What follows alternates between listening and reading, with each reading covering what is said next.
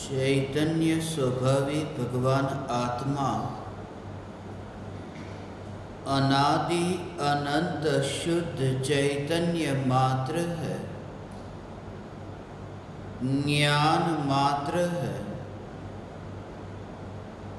मैं शुद्ध चैतन्य मात्र, ज्ञान मात्र भगवान आत्मा हूँ। प्रति समय यह जागृति बनी रहे, इस जागृति का नाम धर्म है। देह की प्रत्येक क्रिया के काल में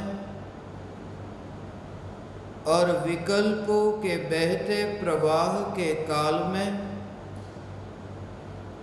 ज्ञानी को प्रति समय यह जागृति रहती है कि मैं चैतन्य तत्व इस देह की किसी भी क्रिया में और विकल्पों के बहते प्रवाह में कहीं भी मिला नहीं हूँ। ऐसा शुद्ध चैतन्य तत्व मैं हूँ। प्रति समय स्वयं के शुद्ध चैतन्य सत्ता का बोध, आत्म जागृति ही धर्म है। चैतन्य तत्व की स्वसंवेदन प्रत्यक्ष निर्विकल्प अनुभूति होते ही देह होने पर भी देहातीत दशा प्रकट होती है। इतना ही नहीं, विकल्प होने पर भी विकल्पातीत दशा प्रकट होती है। चैतन्य तत्व की निर्विकल्प अनुभूति होते ही आत्मा में अतीन्द्रिय आनंद का सागर उछलता है। फिर भी ज्ञानी की दृष्टि उस अतीन्द्रिय आनंद के सागर की ओर भी नहीं जाती और दृष्टि चैतन्य तत्व पर ही टिकी रहती है। यह चैतन्य तत्व ही मैं हूँ। चैतन्य तत्व की निर्विकल्प अनुभूति होते ही ज्ञान दीपक प्रज्वलित होता है। ज्ञान दीपक प्रज्वलित होते ही ऐसी यथार्थ श्रद्धा होती है कि मैं त्रिकाल प्रज्वलित ज्ञान दीपक हूँ। चैतन्य ज्योति की सत्ता के अतिरिक्त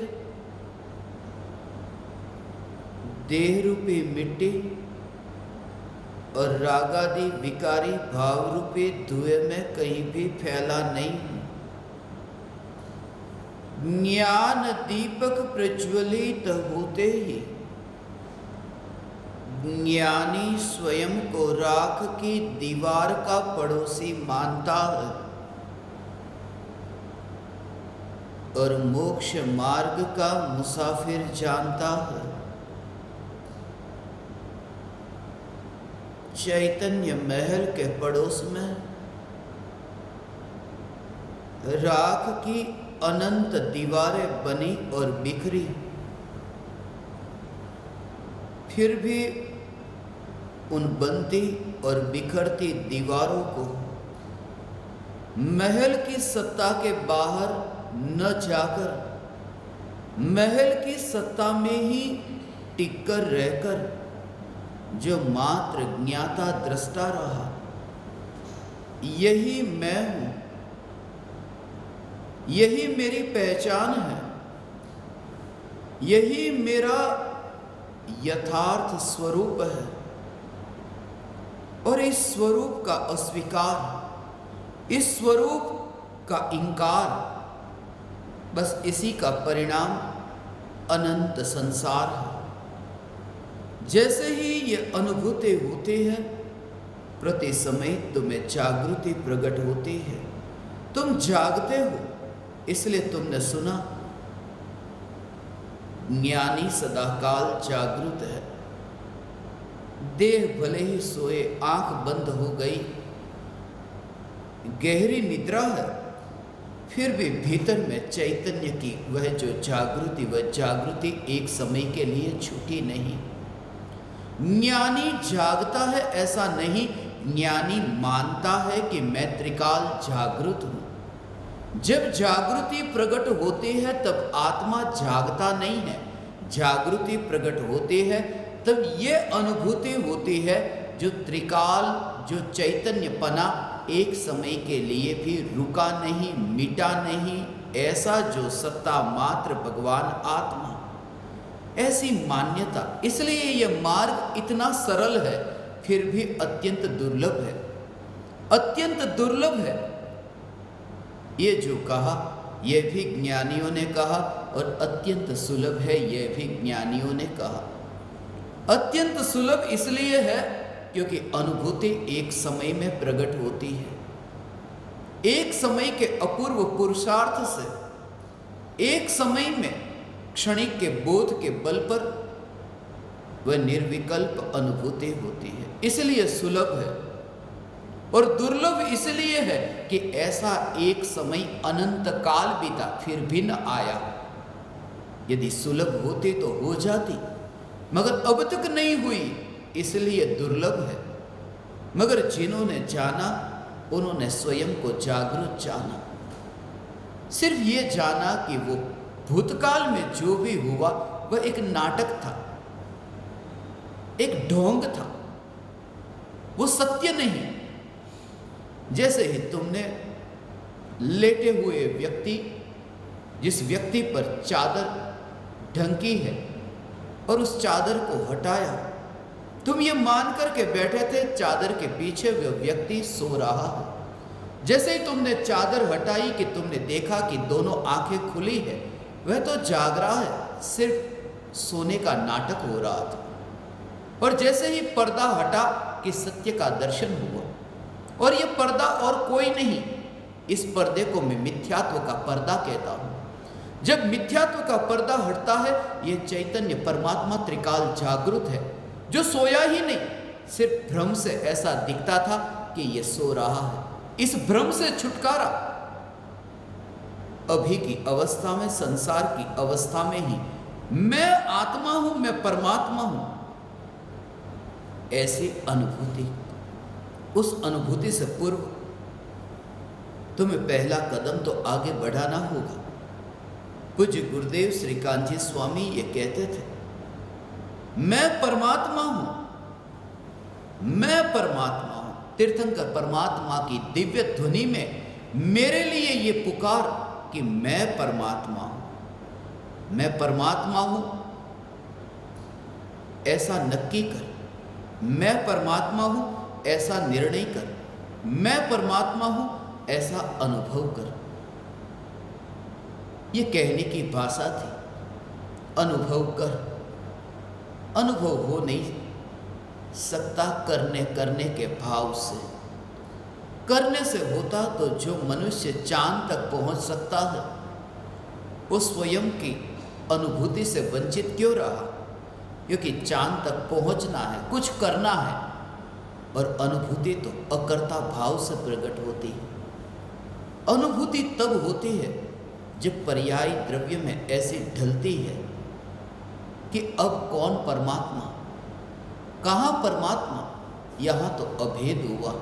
इसलिए तो मुनिवर राम सिंह पाहुड़ दोहा में जो परमात्मा की भक्ति का स्वरूप जैसा वर्णन मुनिवर राम सिंह ने किया, मैंने ऐसा जैन ग्रंथों में कहीं नहीं पढ़ा। मुनिवर राम सिंह ने यह कहा, मैं परमात्मा के सामने मंदिर में जाऊं, परमात्मा के दर्शन करूं, हाथ में चावल लेकर के जाऊं। चावल तुम्हारी मुट्ठी में है और तुम परमात्मा की भक्ति करना चाहते हो। अभी जो तुम कहते हो अक्षतम निर्वपामिति स्वाहा, अभी जो तुमने चावल अपने हाथ में मुट्ठी में रखे हैं और फिर तुम कहते हो अक्षतम निर्वपामिति स्वाहा। मुनिवर राम से ये कहते हैं कि चावल मुट्ठी में है और सामने महावीर भगवान है, आदिनाथ भगवान है, वितरागी परमात्मा है। और जैसे ही मैं वितरागी परमात्मा के दर्शन करता हूं आ गया। और जब हम ऐसे अभेद हुए, मैं परमात्मा में ऐसा अभेद हुआ, उसका भाव यह है कि मैं निज परमात्मा में अभेद हुआ। वह भगवान की प्रतिमा, वह पर परमात्मा तो निमित्त मात्र हो गए। पर परमात्मा के दर्शन निज परमात्मा के दर्शन के लिए एक साधन हो गया, एक सीढ़ी हो गया। असली परमात्मा तो यहां को पाया, यहां इस देह रूपी देवल में पाया। मगर मुनिवर राम से ये कहते हैं, जब मैंने परमात्मा को ऐसा अभेद होकर के पाया, मुट्ठी में चावल, मगर जैसे ही परमात्मा की अनुभूति होती है, ये थैला गिर जाता है, ये शरीर लटक जाता है, ये शरीर पड़ा है ऐसे ही। और जैसे ही शरीर ये लटका, जिसे तुम कहते हो कायोत्सर्ग, कायोत्सर्ग और कुछ भी नहीं, शरीर से उपयोग का हट जाना, लटका हुआ शरीर, जहां परमात्मा नहीं है, जहां मुर्दा खड़ा है, मुर्दा बैठा है। और जब मैं भगवान की भक्ति करता और भक्ति करते करते ऐसी दशा, ये मुनिवर राम सिंह ही ये कह सकते हैं, ये स्वयं के अनुभव के बल पर। मुट्ठी में चावल थे, जैसे ही वह ध्यान की दशा प्रकट हुई, कि ध्यान की दशा प्रकट होते ही वह जो चावल मुट्ठी में थे, मुट्ठी खुल गई। जब तुम ध्यान में लीन हो जाओ, मुट्ठी खुल गई, मुट्ठी खुल गई कि चावल वहां पर नीचे गिरे। वो अक्षतम निर्वपामिति स्वाहा ये हो गया। तुम जो चावल के दाने चढ़ाते हो, एक एक चावल के दाने को गिनते हो, अभी 3 पूजा बाकी है, अभी इतने चावल थोड़े कम पड़ेंगे, थोड़ा थोड़ा और कम चावल डालता हूं एक थाली में से दूसरी थाली में, क्योंकि 3 पूजा तो अभी बाकी है। ये तुम्हारी भक्ति जो ढोंग है। मुनिवर राम सिंह ये कहते हैं, चावल तुमने आज तक ऐसे चढ़ाए नहीं, चढ़े ही नहीं तुमसे ऐसे चावल कि जहां तुम परमात्मा के दर्शन करके स्वरूप से ऐसे अभेद हो जाओ कि मुट्ठी ही खुल जाए। आत्मा की अनुभूति के लिए मुनिवर राम सिंह ने जैसे परमात्मा के गुणगान गाए, परमात्मा के प्रति जो अहोभाव व्यक्त किया है कि ये कीचड़ में परमात्मा, ये कहां अटका है परमात्मा। मैं ज्ञान दीपकों से कहता था, मैंने ज्ञान दीपकों के संग सत्संग किया, हजारों घंटे का सत्संग किया। बोलता था मैं मुंबई में 16-16 घंटे बोलता था। और जहां मैं निकलता था, ऐसे रास्ते से निकलता था जहां मांस की दुकान भी मैं अपनी आंखों से देखता था, लटका हुआ है मांस। मैंने ऐसी बहुत दुकानें देखी, कपड़े की भी दुकान थी, स्टेशनरी की दुकान थी, जूते चप्पल की दुकान थी।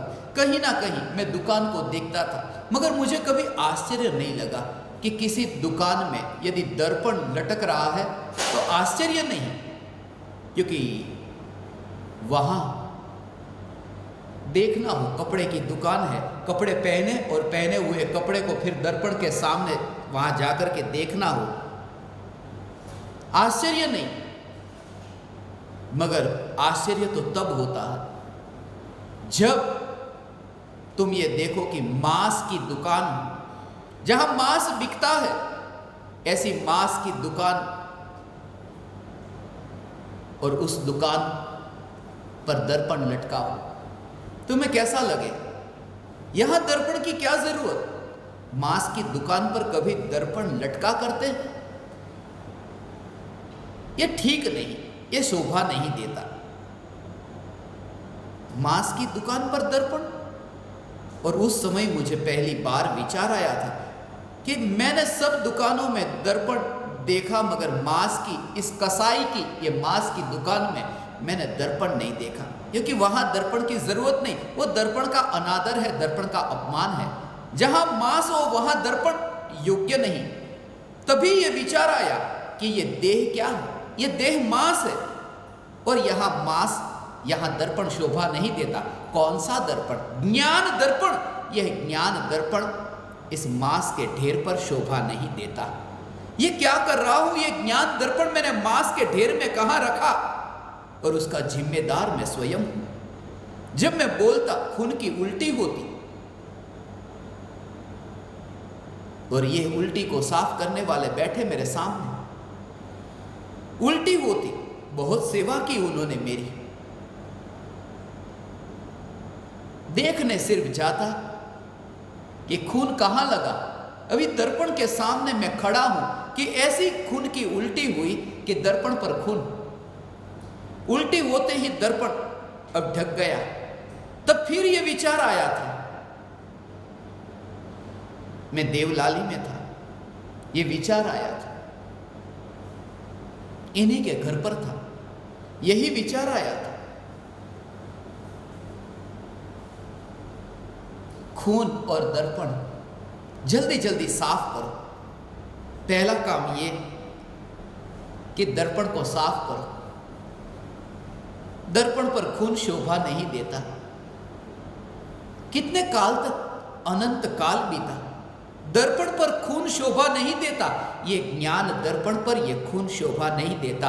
वो पीड़ा, वो वेदना तुम जब समझोगे कि ज्ञान दर्पण, चैतन्य दर्पण, जिस दर्पण में ये जड़ पदार्थ ही नहीं, लोकालोक जिस ज्ञान दर्पण में प्रतिबिंबित हो, उस ज्ञान दर्पण पर ये खून के दाग, ये मांस, ये शोभा नहीं देता। अब जल्दी से जल्दी ये दाग साफ हो, जल्दी से जल्दी अब इस देह से छुटकारा हो, सिद्ध अवस्था की प्राप्ति हो।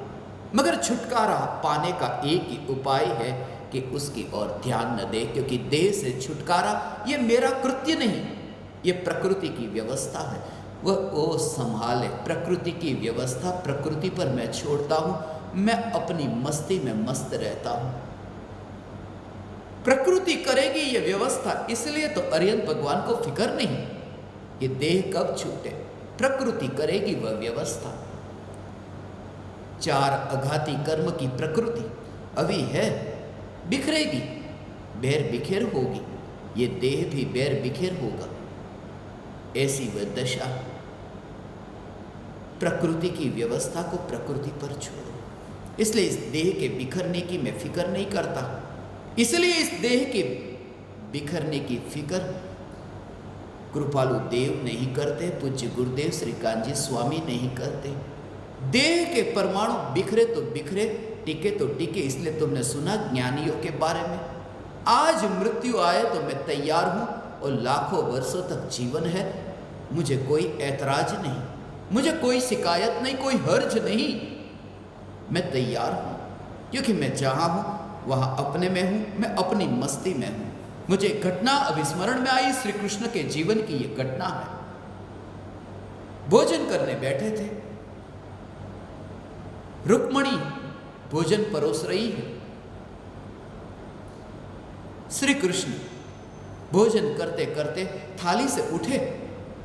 कभी न उठे थे ऐसे, आज थाली से उठे और बाहर रुक्मणी ने पूछा, अरे क्या हुआ? कोई जवाब न दिया। क्या हो गया? दरवाजे तक पहुंचे और फिर वापिस आ गए, और ऐसे ही वापिस आए जैसे कुछ हुआ ही नहीं। इसलिए रुक्मणी का संदेह और बढ़ गया कि ये क्या, गए तो ऐसे थे जैसे कुछ लूटा जा रहा हो, और आए ऐसे जैसे कुछ हुआ ही नहीं। रुक्मणी से रहा न गया। उसने श्री कृष्ण को पूछा कि क्या हुआ। श्री कृष्ण ने कहा कि मुझे एक व्यक्ति दिखाई दिया जो मंजीरा हाथ में लेकर मंजीरा बजा रहा था। परमात्मा की भक्ति गाते गाते मस्ती में मस्त था। मगर कुछ लोगों ने पत्थर फेंकना चालू कर दिया उसके ऊपर। इसलिए जैसे ही मुझे पता चला कि कुछ लोगों ने पत्थर मारना शुरू किया है, जैसा अक्सर होता है जब कोई अपनी मस्ती में मस्त होता है, दुनिया पत्थर मारेगी। मगर जैसे ही मैं वहां गया कि लोग उस पर पत्थर मारते, मगर वहां जाकर मैंने कुछ और देखा। वहां गया तो उस भक्त ने मंजीरे फेंक दिए थे और उसने अपने हाथ में पत्थर ले लिए थे। फिर मेरी जरूरत न रही। ये कथा बहुत मधुर है, प्रिय है, समझने जैसी है।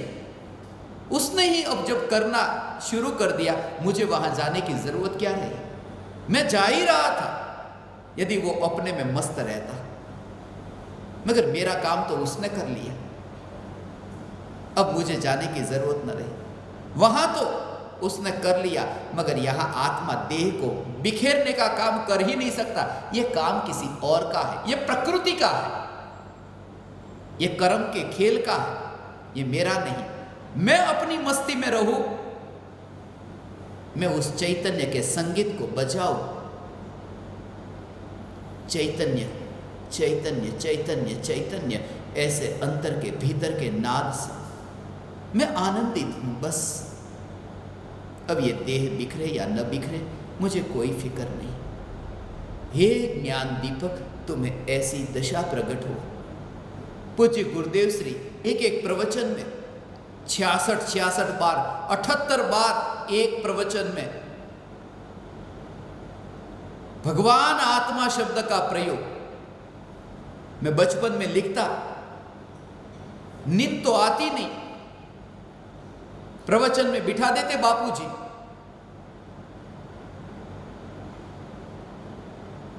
अब दूसरी कक्षा में पढ़ता तो स्कूल में एक ही सीखा था, एकड़े एक बगड़े बे तगड़े तड़, यही सुनाई देता। पूज्य गुरुदेव श्री यही कहते, भगवान आत्मा। अब मैं घड़ी को देखता 1 घंटा कब पूरा होगा, मगर तब यह विचार आता कि 1 घंटा गिनना, उससे बेहतर मैं ये गिनता हूं कि भगवान आत्मा कितनी बार बोलते हैं। चलो, तो मैं कागज पर लिखता 1 बार 2 बार, पहले 1 से लेकर 100 तक लिख देता, फिर वो काटते जाता। 1 2 3 ऐसे, थोड़ा मनोरंजन होता है। और बापूजी ने देखा कि अरे मेरा बेटा होशियार हो गया, नोट्स बना रहा है प्रवचन के। वो तो बाद में पता चला वे नोट्स नहीं थे, वो तो गिनती थी भगवान आत्मा कितनी बार। मगर मैंने गिना 1 बार 66 बार, 1 बार 78 बार, बहुत गिनती हर प्रवचन में। और वो पुकार मेरे लिए थी, वह पुकार तुम्हारे लिए थी। भगवान आत्मा, ये पुकार, सीधा कनेक्शन ऐसा फील हो। ऐसा ही ऐसा ही ऐसा ही जब तो कोई तुम्हें कहे ना, तत्क्षण ये पुकार तुम्हारे अंदर में, वो पुकार इतनी ऊंची हो कि बाहर की पुकार वो थोड़ी मंद हो जाए कि सुनाई ही न दे। ऐसा होता है ना, बहुत कोलाहल होता है तो घड़ी की जो टिक टिक की आवाज है वो सुनाई नहीं देती, होती तो है मगर तुम्हें नहीं सुनाई देती। मैं ये कहना चाहता हूं, जब कोई तुम्हें कहे कि अरे आज तुम बहुत सुंदर दिखते हो, ये पुकार जब तुम सुनो तब वो पुकार इतनी ऊंची पुकार तुम्हें सुनाई दे, भगवान आत्मा, माने ये सुनाई ही ना दे, ये मैं नहीं, मैं भगवान आत्मा। यहां के विद्यार्थियों को हम कहते थे, जब भी कोई तुमसे कहे हूं आत्मा छू, हूं आत्मा छू, हूं आत्मा छू, संस्कार, ये बीज, और वो पुकार जो थी वो हृदय से आती थी, दिमाग से नहीं। भगवान आत्मा, उस समय ये जागृति थी। अंधा आंख वाले के बारे में कुछ कहना चाहता है। जब भी ज्ञानी के मुख से ये पुकार निकलती है, भगवान आत्मा, ये जागृति रहती है कि अंधा आंख वाले के बारे में कुछ कह रहा है। कहना मगर संभव नहीं। कौन अंधा? जो देखता नहीं, जो जानता नहीं। ऐसा ये देह जो परमात्मा के बारे में कहता है, मैं भगवान आत्मा, जिसे पता ही नहीं भगवान आत्मा क्या है। ये बोलने की क्रिया में तुम्हें ऐसी मुर्दे जैसी क्रिया तुम्हें लगे और ऐसा तुम्हें भेद जानने में आए। उस भेद जानने का नाम देहातीत होना है।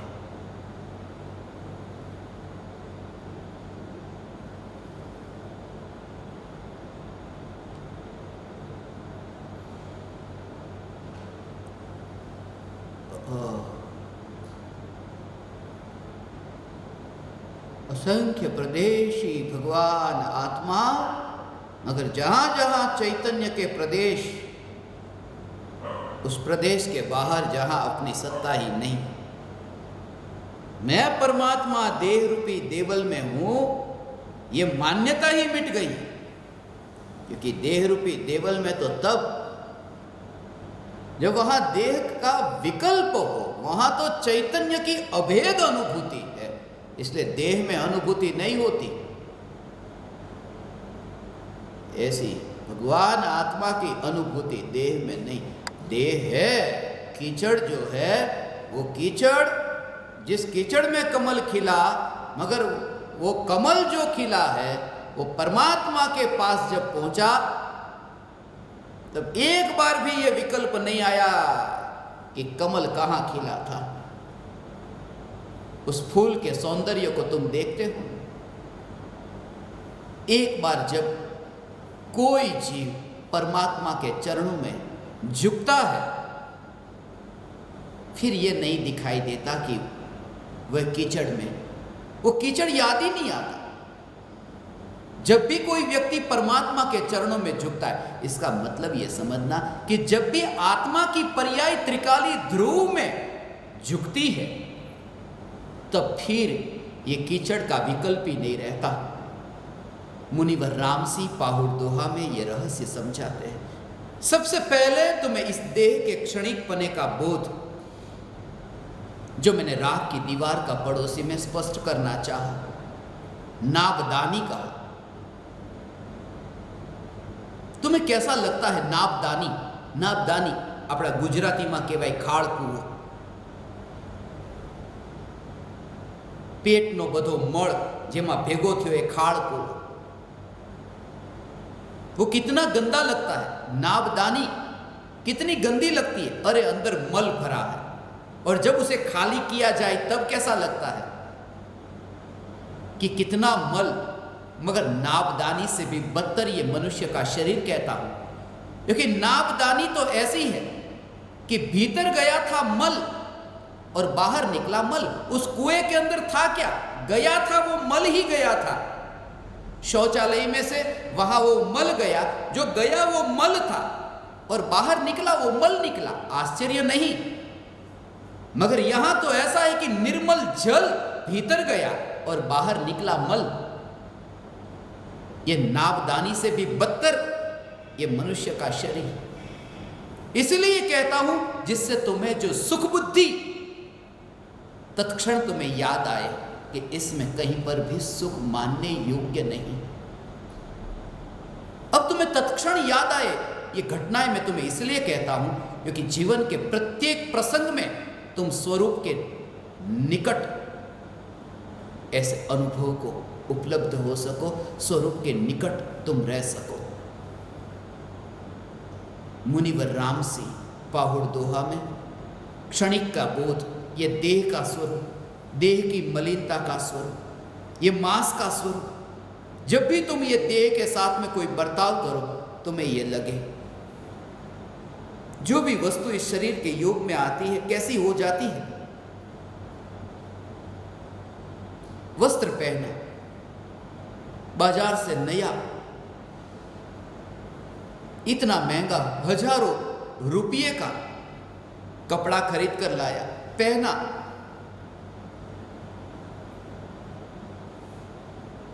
और उतारा कि बस अब गंदा हो गया।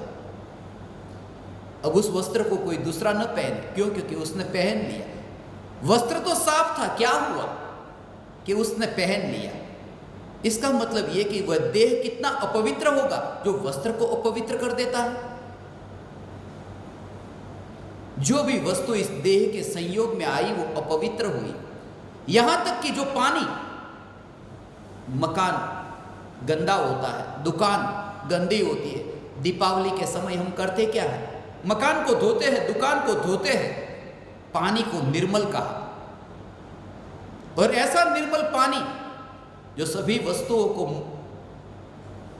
निर्मल करता है, साफ करता है, ऐसा पानी भी मुंह में डाला और बाहर निकाला कि वो अब गंदा हो गया। निर्मल पानी को भी गंदा कर देने वाला ये शरीर, उस शरीर में ये तीन लोक का नाथ परमात्मा कैसे सुख मान सकता है? इसलिए मुनिवर राम सिंह कहते हैं, जब तुम परमात्मा के मंदिर में जाकर के, जब तुम हाथ जोड़ करके विनती करते हो, मुझे तो ऐसा लगता है पामर परमात्मा के सामने हाथ नहीं जोड़ रहा। वे ये कहते हैं, पामर परमात्मा के सामने हाथ नहीं जोड़ रहा। ये सिद्ध परमात्मा पत्थर के सामने कहां भीख मांग रहा है? थोड़ा झटका लगे, सिद्ध परमात्मा भीख मांग रहा है, मगर ये मुनिवर राम सिंह की भाषा है। मैं बोलता तो तुम्हें झटका लगता, इसलिए मैं बार बार मुनिवर राम सिंह कहता हूं। तुम्हें हर्ज हो तो मामला सीधा उधर ही जाए, मेरे पास तुम मत आना। मुनिवर राम सिंह ने ये लिखा, ये सिद्ध भगवान भीख मांगने के लिए, मगर उसमें भी एक अहंकार है। भीख मांगने में भी भिखारी की भी एक अकड़ होती है, भिखारी का भी एक अहंकार होता है, भिखारी का भी एक अपनापन होता है। इसलिए भिखारियों को देखा, एक भिखारी जहां भीख मांगता है, दूसरा भिखारी वहां भीख नहीं मांग सकता, वो उसका मोहल्ला। भिखारियों के भी मोहल्ले, इस मोहल्ले का मालिक मैं। तुमको रात को पता नहीं, तुम तो मकान के मालिक, भिखारी मोहल्ले का मालिक मानकर बैठा है कुछ भी नहीं, मगर मानने में ऐतराज क्या, मान सकता है। और गुजराती में मैंने एक बार पढ़ा था, अमे भिक्षुक थया तो शू थई गयु।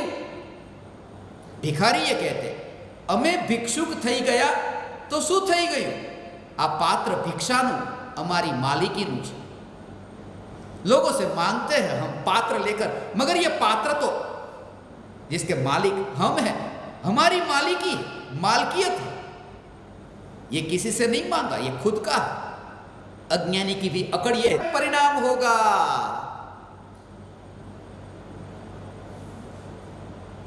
ऐसा ये देह, ऐसा ये देह, हवा से फिर कपड़ा उड़ेगा ने, ऐसा तुम्हें लगे। गजपंथा के शिखर पर मैं साधकों से कहता था, ज्ञान दीपकों से कहता था, वहां भी एक सिद्धशिला है, हमने नाम दिया उसको सिद्धशिला। वैसे तो हम जहां बैठते हैं वो सिद्धशिला है।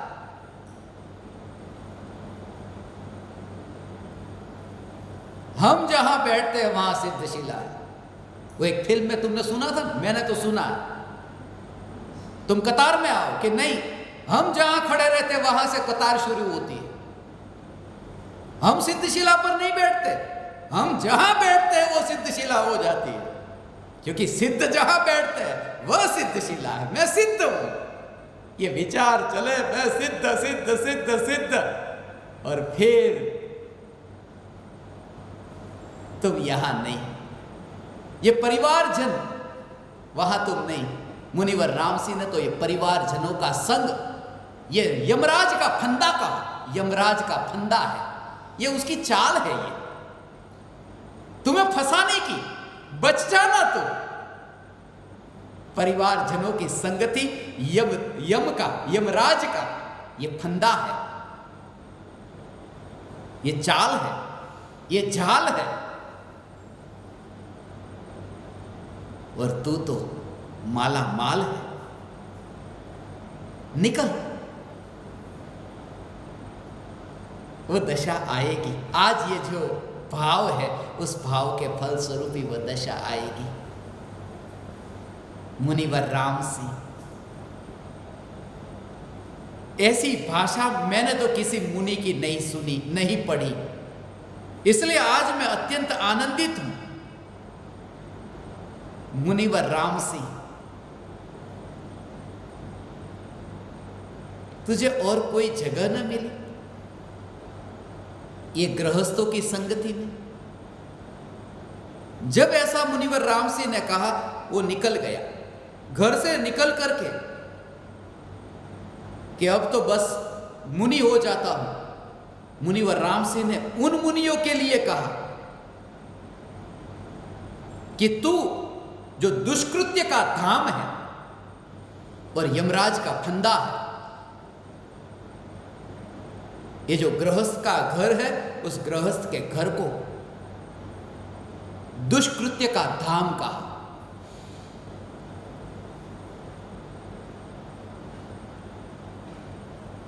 तुम मुनि हो, और मुनि होने का अर्थ क्या? घर में जो पाप होते हैं वो चार दीवारों के भीतर होते हैं, और जंगल में जो पाप होते हैं वो खुले आम होते हैं। और केवली भगवान लोकालोक को जानते हैं, खुले आम लोकालोक को जानते हैं। सारे लोक में होने वाले पाप को जो खुले आम जान सके, वे है देव। और सारे जंगल में, वन में जो खुलेआम पाप हो रहे, उसे जो ज्ञाता दृष्टा होकर देख सके, वे है गुरु, वे है मुनि।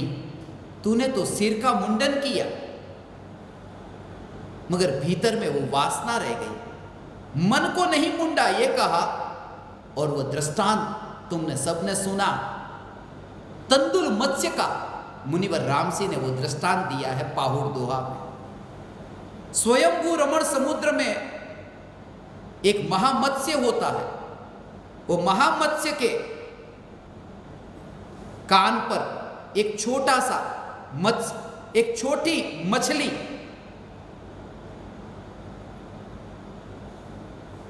जो कान पर रहती है, जो वो महामत्स्य होता है, उसके मैल को खा करके ही वो तंदुल मत्स्य, चावल के दाने जितना, इसलिए उसका नाम है तंदुल मत्स्य। और जो बड़ा मत्स्य है, महामत्स्य है, उसका मुंह खुला रहता है। और उसका मुंह जब खुला है तो उसके मुंह में इतनी और मछलियां मुंह में जा रही है। बड़े मत्स्य के मुंह में और मछलियां जाती है, और ये चावल के दाने जितना ये तंदुल मत्स्य वो कान पर बैठे बैठे ये देखता है। और ये देख करके उसे ये भाव आता है कि ये महामत्स्य कितना मूर्ख है।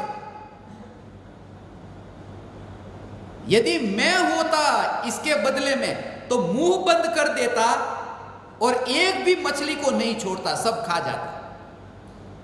ये चावल के दाने जितने, इतने ये मछली को, ये तंदुल मत्स्य को ये भाव आया, और उस भाव के काल में वो बंद पड़ा कि वो 7वें नरक में गया। मछली तो एक भी नहीं खाई, मगर मैं होता तो बस। ये भाव, सिर का मुंडन किया, मगर वो जो भीतर का भाव, यदि मैं होता तो विहार करता है। इसलिए तो मैंने तथाकथित महाराज साहबों के पास में जाकर जब पढ़ा था, वो कहते ये हमारे संसार के माता, संसार के पिता, संसार के भाई बहन, संसार के अभी याद आ रहे हैं? तुम अभी चैतन्य सागर में डुबकी नहीं लगाई, वरना कौन मां, कौन बाप, यहां तो ये कहते दीक्षा से पहले ही जिनकी वो दशा हो गई। क्या संसार के भाई मुनि के लिए? वे मुनि नहीं, वरना प्रतिक्रमण करना। मगर वो प्रतिक्रमण भी तुम्हारे जैसा मत समझना, वरना फिर मुझे मुनिवर राम सिंह याद आएंगे, क्योंकि मुनिवर राम सिंह ने पाहुड़ दोहा में ये लिखा। आज की ये घटना है, मुझे याद आया इसलिए कह दूं भूल जाने से पहले, क्योंकि मेरी याददाश्त इतनी अच्छी नहीं।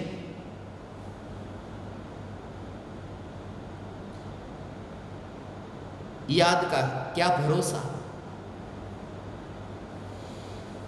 अभी है अभी नहीं।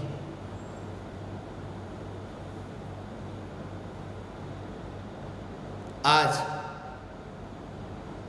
कुछ दिनों से प्रत्यक्ष ज्ञान दीपक 142 ज्ञान दीपक जिनका उद्घोष हुआ,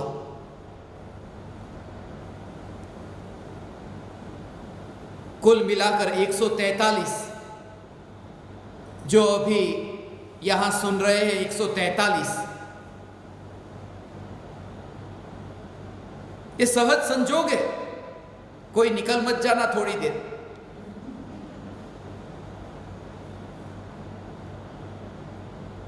मगर मैं ये कह रहा हूं कि 71 के बाद में 72 से लेकर 142 तक जो ज्ञान दीपक नए हुए, वे तो सब सुनते हैं, मगर 1 से लेकर के 71 तक के जो ज्ञान दीपक है, उनमें से किसी की साधना हो रही है, किसी की नहीं हो रही है,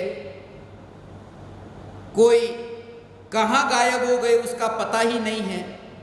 तो आज से हमने ये खोज शुरू की, पूछताछ शुरू की, क्योंकि इतने और नए नाम आ रहे हैं ज्ञान दीपक होने के लिए। तो मैंने सोचा पुराने जो साधना में अब नहीं रहते उनको अब निकाले और नए को मौका दे। तो आज मुझे आपको बताते हुए हर्ष होता है कि पुराने 19 ज्ञान दीपकों के नाम निकाले हैं और 19 जगह अभी खाली है। 1 से लेकर 71 तक 19 जगह खाली हुई है और उन 19 जगह में अभी अभी मुझे बताया कि 6 जगह तो अभी मेरे आने से पहले ही भर गई है। अभी 13 बाकी बची है। 19 में से 6 जो वेटिंग में थे उनको ले लिया है और 13 ज्ञान दीपक उनके लिए जगह है। तो आप में से जो कोई सुनता हो, आपका रिश्तेदार, क्योंकि यदि आपने पति को दिल से चाहा है तो अकेले मोक्ष में मत जाना, उनको भी लेके जाना। तो उनको भी ज्ञान दीपक के लिए कहना, मगर योग्य लगे तो। मेरी सलाह ऐसे ही मत मानना, नहीं तो ऐसा ना हो वह ज्ञान दीपक तो हो नहीं और तुम्हारा ज्ञान दीपक में से भी नाम निकलवा दे। इससे बेहतर यह कि तुम्हें यदि योग्य लगे तो ही, वरना तो मौनम वीरस्य भूषणम। मगर ये 19 ज्ञान दीपकों के लिए आज जो जगह खाली हुई है, ये प्रतिक्रमण के कारण याद आया, क्योंकि यहां ज्ञान दीपक फोन लगा रहे थे और कुछ ज्ञान दीपक वहां पर, हेलो, हाँ प्रणाम, हाँ मेरी अभी बात ज्यादा नहीं हो सकेगी, मेरा प्रतिक्रमण चल रहा है। फोन पर बात चल रही है और प्रतिक्रमण चल रहा है। बस तुम्हारा प्रतिक्रमण ऐसा ही होगा। भूतकाल के रिश्तेदार यदि याद आ जाए मुनि को तो प्रतिक्रमण करना होता, वहां फिर संसार के माँ बाप भाई बहन तो कहां। मैंने 142 ज्ञान दीपकों से अधिक अनंत काल के लिए तुम्हें सिद्धालय में देखना चाहा था। अनंत काल के लिए सिद्धालय में विराजमान हो ये चाहा। मुर्दे की भांति तुम मत जीना और तुम पाओगे, अवश्य पाओगे, क्योंकि मेरा और कुछ भी नहीं, स्वरूप के अतिरिक्त और कुछ भी नहीं। आत्मा और परमात्मा के अतिरिक्त थोड़ी देर पहले ही ज्ञान दीपक कह रहे थे। मैंने उनसे पूछा आज कौन सा विषय? उन्होंने कहा आत्मा परमात्मा। मैंने कहा अरे भावना है, तुम्हारा डायबिटीज बढ़े, रोज नई नई चीज वस्तु है तुम्हारे लिए, क्योंकि तुमने पैकेट को देखा है, अब तक माल को नहीं देखा, इसलिए अलग अलग पैकेट में तुम्हें जो भी रुचिकर लगे, मगर भीतर में जो स्वरूप, उस स्वरूप पर जोर। मुनिवर राम सिंह क्षणिक के बोध के बल पर नित्य की अनुभूति की यात्रा के लिए प्रेरणा देते हैं। मूढ़ मत होना, मूढ़ शब्द का प्रयोग बहुत बार किया। तुम मूर्ख मत हो, उसके लिए मैं कहता हूं इस शरीर के योग में तू कितने समय के लिए है, तू इसका विचार कर। इसलिए मैं दर्पण में नहीं देखने को नहीं कहता, मैं कहता हूं दर्पण में देखो, निरीक्षण करो, क्या ये पिंड मैं हूं? ऐसा निरीक्षण करो। ये परमाणु थोड़े समय पहले कैसे थे, अभी कैसे हो गए? ये पलटते हुए परमाणु, ये मैं हो सकता हूं? जब बच्चा था तब क्या देखते थे, कब बड़ा हो जाओ? हर बच्चे की यही तो भावना है, क्योंकि बड़ा होने में सुख लगता है। बच्चे को देखते हो, पिताजी खड़े हो, पिताजी के पास में कोई कुर्सी खड़ी हो, बैठी कुर्सी पड़ी हो, कि कुर्सी पर बच्चा चढ़ जाता है और कहता है पिताजी देखो मैं आपसे भी बड़ा हो गया। बच्चे को मजा आता है। बड़प्पन में बड़े होंगे तो बहुत सुख मिलेगा, मगर जैसे ही बड़ा होता है कि बचपन के दिन याद आते हैं, कैसा था मेरा बचपन। बच्चा है वो बड़प्पन को देखता है, बड़ा है वो बचपन को देखता है। दोनों दुखी, क्योंकि दोनों भीतर में नहीं देखते हैं। और आज तक सिर का मुंडन किया, वहां पर भी यही तो किया।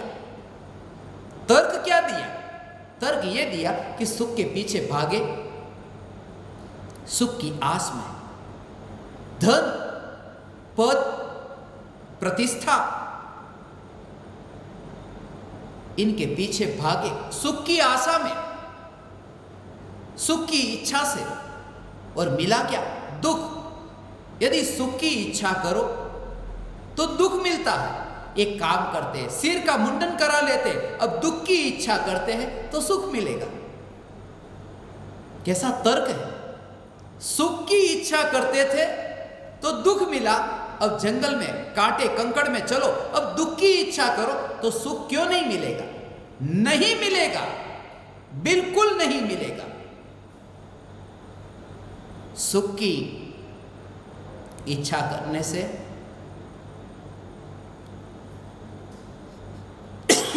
दुख मिलता है, और दुख की इच्छा करने से दुख मिलता है, क्योंकि इच्छा मात्र से दुख मिलता है, सुख की हो या दुख की हो। और स्वरूप की अनुभूति होती है तब दोनों इच्छाओं से छुटकारा होता है, तब उसे कहते हैं कि मन का मुंडन किया। आत्मा परमात्मा, मुनिवर राम सिंह ने स्वयं को ही परमात्मा रूप में यहाँ सिद्ध किया कि मैं ही परमात्मा। अब मुझे कहाँ देवल में, कहाँ मंदिर में जाकर मुझे परमात्मा को ढूंढना, क्योंकि जिस मंदिर की ओर मैं जाता हूँ वो मंदिर मुझे इतना महत्वपूर्ण नहीं लगता। वह परमात्मा जो मंदिर में है वो इतना महान नहीं लगता जितना यहाँ परमात्मा। और एक बात याद रहे कि वो जो मंदिर बना है बाहर, वो मंदिर मनुष्य का बनाया गया मंदिर है, और ये जो मंदिर है ये प्रकृति का मंदिर है, ये प्राकृतिक मंदिर है।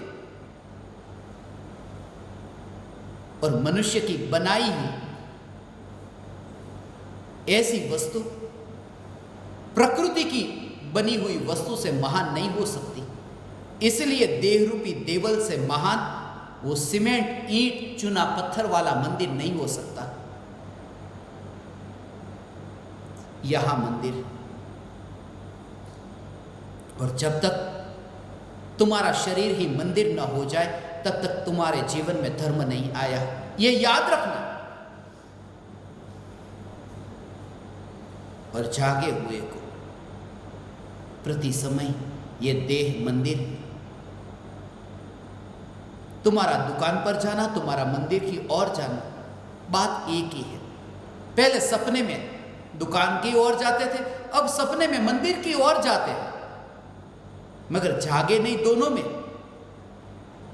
मंदिर में जो भगवान है, जिसे तुम महान कहते हो, मंदिर, इस पृथ्वी पर कितने मंदिर हैं? सबने अपने अपने मंदिर बनाए।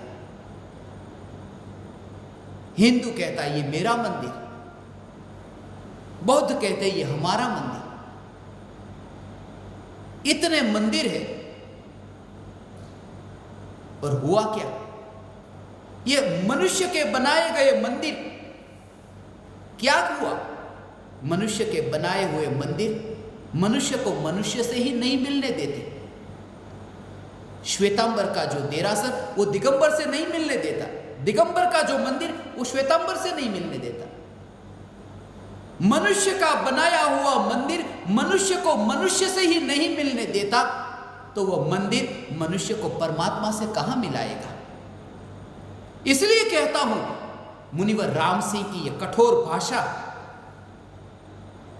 कि वह परमात्मा महान नहीं, परमात्मा यहां महान। तुम जीवंत परमात्मा में परमात्मा न देख सको तो प्रतिमा में परमात्मा कैसे देखोगे?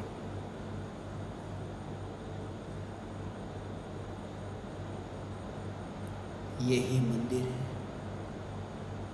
सिर्फ ये बोध बना रहे कि मंदिर अलग है और परमात्मा अलग है। मैं मंदिर नहीं हूं, ये जागृति बनी रहे। और जो परमात्मा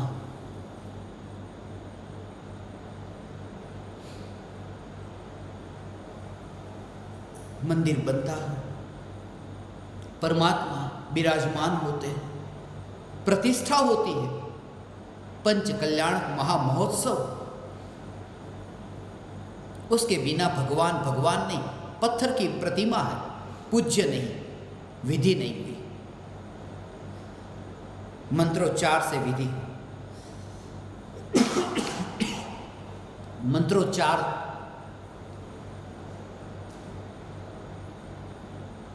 ऐसे मंत्रोच्चार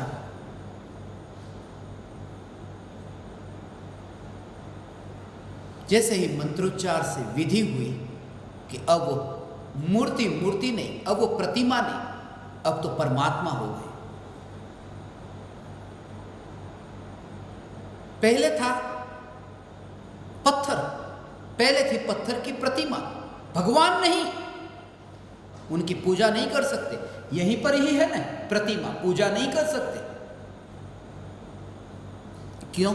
मंत्रोच्चार नहीं हुए, अभी विधि नहीं हुई। मंत्रोच्चार, सूर्य मंत्र, सूर्य का मंत्र, मंत्रोच्चार होते हैं। अब वो मंत्रोच्चार जैसे ही हुए कि अब वो पत्थर की प्रतिमा भगवान हो गई, मंत्रोच्चार हुए। अब कभी तुमने ये विचार किया कि थोड़ी देर पहले पत्थर और अब भगवान, उन्हें भगवान किसने बनाया? ये मंत्रोच्चार करके मैंने। यदि मैं नहीं होता तो वो भगवान होते कैसे? वो पत्थर ही रहता। और हमेशा याद रहे, बनाने वाला महान होता है बनने वाले से। और मैंने मंत्रोच्चार किया और वह पत्थर परमात्मा हुआ, तो मैं महान हुआ कि वे? मेरे बिना तो वे परमात्मा नहीं होते, सिर्फ पत्थर की प्रतिमा होते, महिमा स्वयं की। मगर आज तक उनकी ही महिमा आई। मुनिवर राम सिंह ने यह कहा, मूर्तिकार जैसे पत्थर में परमात्मा का दर्शन करता है, ऐसे ही ज्ञानी राग और द्वेष के आवरण के काल में भीतर में जो शुद्ध चैतन्य परमात्मा, उस परमात्मा के दर्शन करते हैं। परमात्मा के दर्शन करते हैं, ये दर्शन सफल हुए। तब सफल हुए जब कुछ भी भाव न रहा, क्योंकि देह ही न रहा वहां तो देहातीत हुआ। देह होने पर भी बिली ग्रेहाम हुआ। वह कहता था, God has given us two hands, one to take and another one to return. परमात्मा ने हमें दो हाथ दिए, एक लेने के लिए और दूसरा देने के लिए।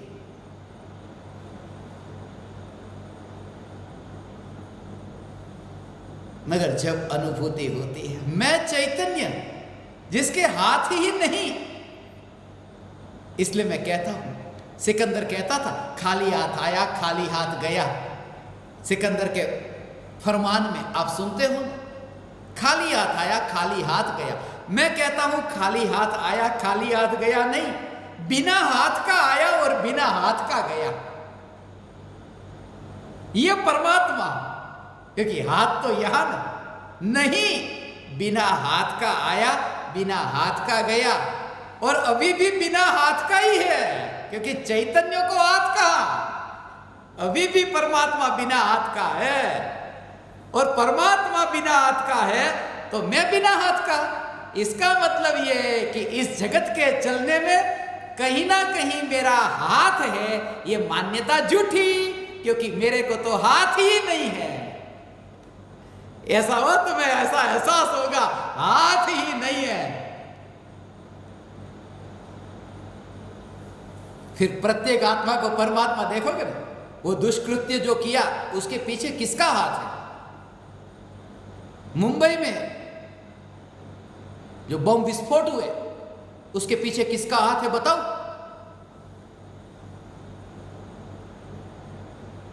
किसी का हाथ नहीं।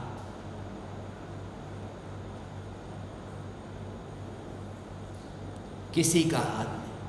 मैं फंसना नहीं चाहता यह बताकर किसका हाथ है। किसी का हाथ नहीं, क्योंकि किसी का हाथ नहीं ऐसा नहीं, किसी को हाथ नहीं। इसलिए तो मैंने उसी समय लिखा था multiple view points on terrorism, आतंकवाद में अनेकांतवाद। उस रात को ही जब टेलीविजन चैनल वाले पत्रकार सब आए कि क्या कहते हो, ताज और ओबेरॉय में हमला हुआ था, उस समय आतंकवाद में भी अनेकांतवाद है। मुनिवर रामसी ये प्रकृति के बनाए हुए मंदिर की महिमा गुणगान गाते हैं। ये कहते हैं दुनिया तुम्हें जो कुछ भी कहे, दुनिया कहेगी तुम खाते पीते हो, तुम पाप करते हो और बातें तो ये करते हो कि मैं परमात्मा। दुनिया जो भी कहे तुम उसकी फिक्र मत करना। उसके लिए एक शब्द का प्रयोग किया, दुनिया तुम्हें कहेगी कि तुम हठीले हो। आ એટલો હઠીલો છે, પોતાની જ વાતને સાચી માને, એમ કે ને હઠીલો એનું જ સાચું, હું કહું એ જ સાચું, બાકી બધું ખોટું। ज्ञानी मुनिवर रामसी कहते हैं इस मामले में हठीला हो जाना। कैसा हठीला? कि मैं चैतन्य ही हूं, जाओ मैं हठीला हूं। दुनिया तुम्हें कहे कि हठीला है तो भी मुझे मंजूर है, हाँ मैं हठीला हूं। ऐसा हा? निंदा करेगी तो, अरे निंदा करेगी तो निंदा आएगी कहां? क्योंकि मैं परिपूर्ण हूं। इस मामले में जब हठीला हो गया तो वो निंदा पूर्ण स्वरूप में आएगी कैसे? ऐसा मैं पूर्णानंद परमात्मा। केवी बात छे आ भगवान आत्मा, मैं परिपूर्ण परमात्मा तत्व, मैं हठीला। इस मामले में मैं तैयार हो गया। मैं तैयार हो गया। हाँ हाँ हाँ, अब कोई नहीं। हे ज्ञान दीपक, तुम्हें बस एक ही चैतन्य, एक दिशा पर यात्रा करना।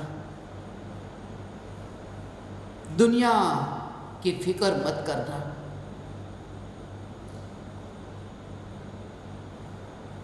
एकमात्र चैतन्य।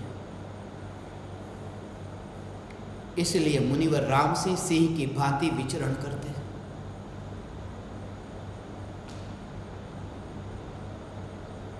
अंजना का दुख मुझे अभी स्मरण में आया है।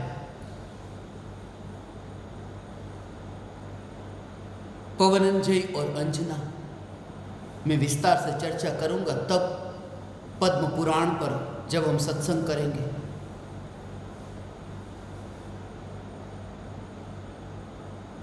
बाईस तारीख से अभी मुझे स्मरण में आया, 22 बरस तक पवनंजय ने अंजना का मुख नहीं देखा था।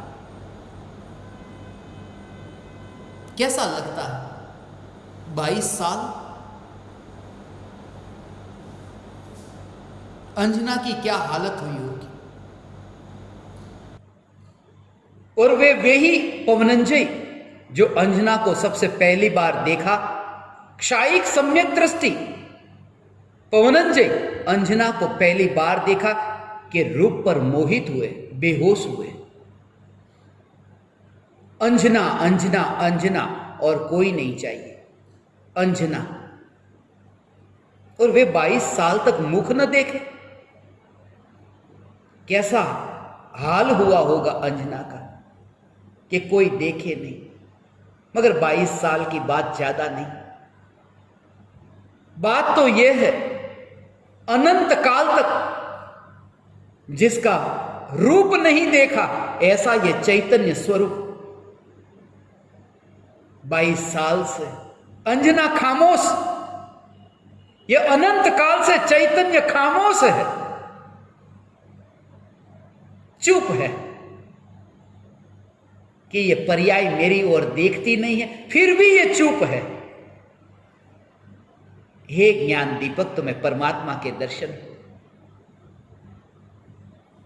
मैं स्वयं को धन्य भागी मानता हूं इस कलिकाल में, जहां वितरागी परमात्मा का योग नहीं और परम कृपालु देव और पूज्य गुरुदेव श्री कांजी स्वामी का विरह, इस विरह की वेदना में मुझे आप जैसे परमात्माओं की संगति मिली कि जिनकी संगति में ये मैं पुकार करूं और मेरा सत्संग करूं। ऋण रहा आप परमात्माओं का मुझ पर। आपने मुझे सत्संग करने का अवसर दिया। मैं आप समस्त परमात्मा को मेरे हृदय के अंतःकरण से प्रणाम करता हूं। मेरे प्रणाम स्वीकार करें।